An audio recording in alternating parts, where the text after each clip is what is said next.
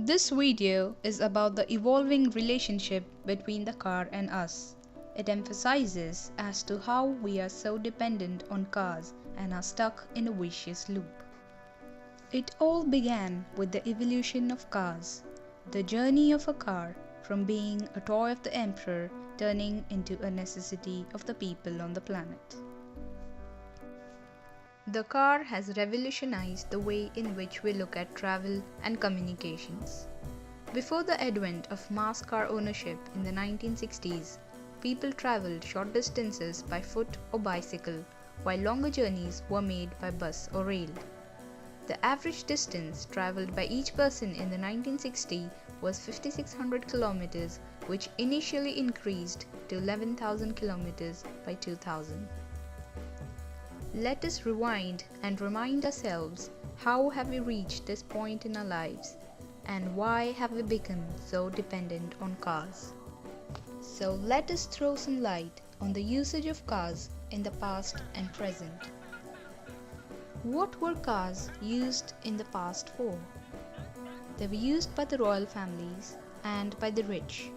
Owning a car was a status symbol. And what are cars being used today for? Shopping, dropping kids to school, workplace, going out for a picnic, or visiting the relatives. We are so concerned about the energy resources crisis. Have you ever given a thought as to what extent energy resources are consumed during the life of a car? Let's have a look. Life of a car has 4 stages. Stage 1. Manufacture of a car, which requires steel machinery and is dependent on oil.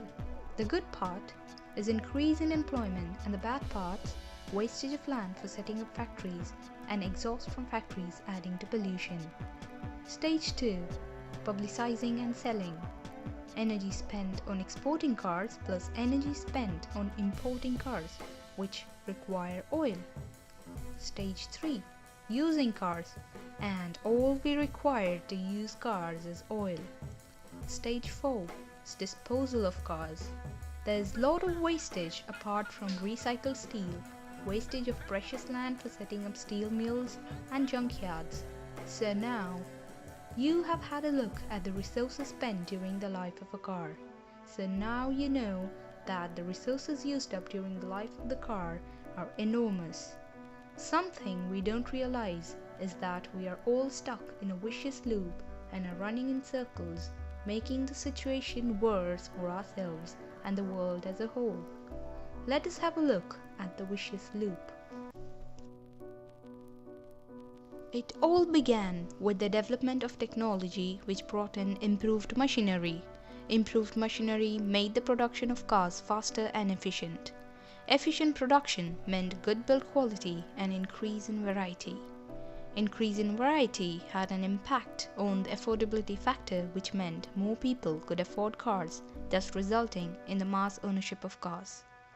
Increase in cars had a huge impact on the construction industry and gave rise to the city of cars. City of cars gave an invitation to new problems, namely air pollution, water pollution, which resulted in rainwater cycle getting affected, and gave rise to severe health problems such as wheezing, asthma, ear, nose, throat infections, flu, serious colds, cardiovascular disorders. City of cars gave rise to severe traffic and parking problems.